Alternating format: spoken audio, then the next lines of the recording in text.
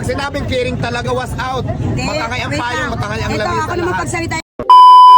So ito na nga guys, meron akong papanood sa inyo na eksena, okay? Eksena sa kababayan ko.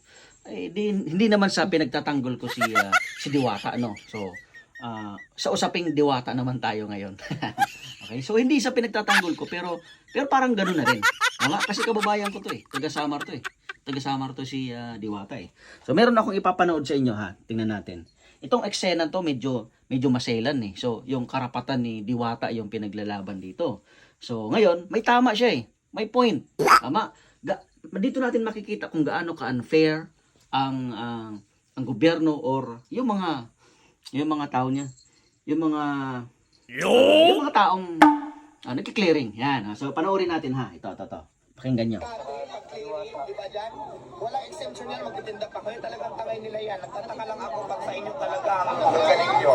Kasi wala talagang huli. Kasi dati naalala mo nasa labas ako. Pag sinabi talagang clearing, tangay yan lahat. Ano ka ba nung nag-clearing sa'yo? Nag-clear? Tingnan nyo. Guys. Diba sinabi, narinig niya ha. Ang hirap ng pinagdaanan ni Diwata. Bakit? Imagine mo, sanabi niya rito na every time na may clearing daw, talagang wash out talaga. Pag siya daw, nagki-clearing, talaga ubos talaga pati gamit. Ito na, pinaglalaban niya ngayon dito.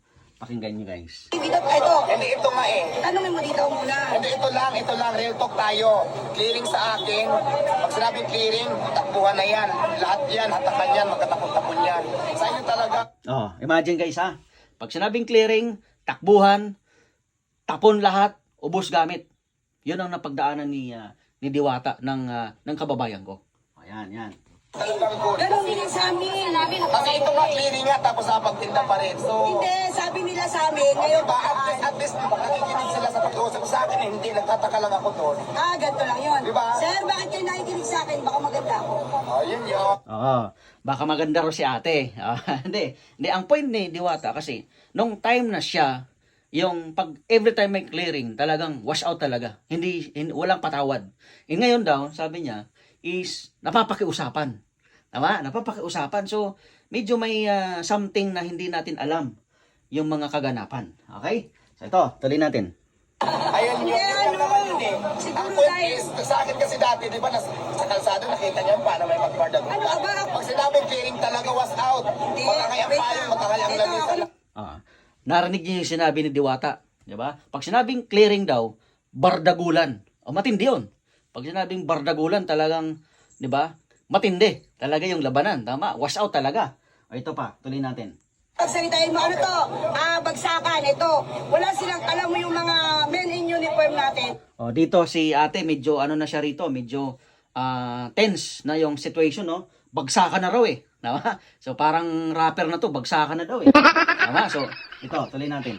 Walang sinisino-sino yan. Talagang hinuhuli nila lahat. Ngayon siguro, naisip nila, sabi ko sa kanilang gano'n, una nagkakaga. Napakaswerte nyo kasi sa akin dati yung nasa kalsada ko talagang pag-clearing talaga. Clearing din Ang kami. point kasi hindi kita sinisilip. Napakaswerte mo dahil napag-usapan. Ito na guys. Parang ang thinking ni ate is parang sinisilip siya na bakit pag siya hindi wash out. Yan yung point ni Diwata. Bakit nung siya talagang ubos talaga lahat and hindi niya sa sinisilip. Di ba? Yan natin. So ako talaga walang ganun. Clearing din, Talagang was out kung was out. Clearing din.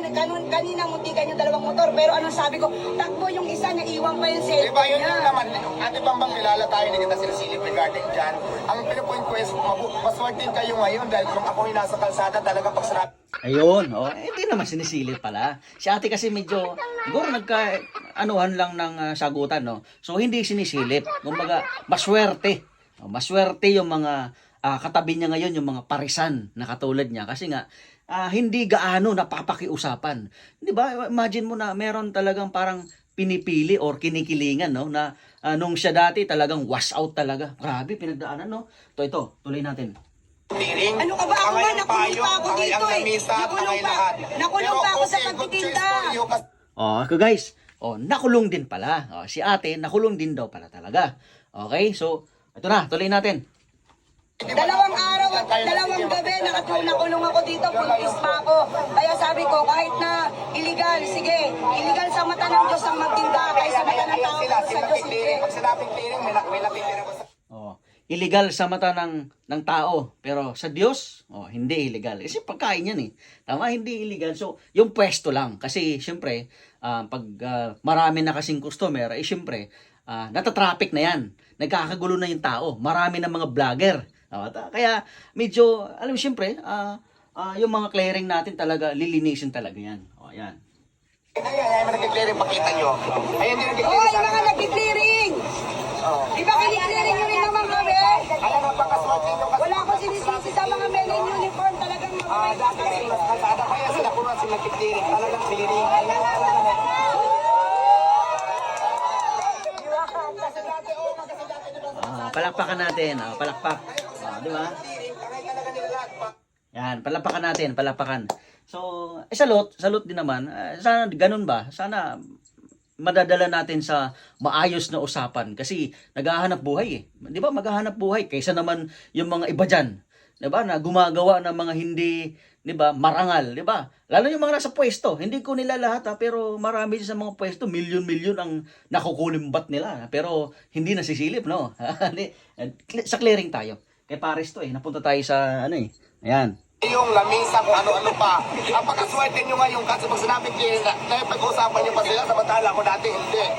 Pag-clearing talaga, clearing. Yun lang naman yung point ko. Wala naman akong question doon. Same clearing lang naman. Ito pa rin nag-clearing dati. Yes!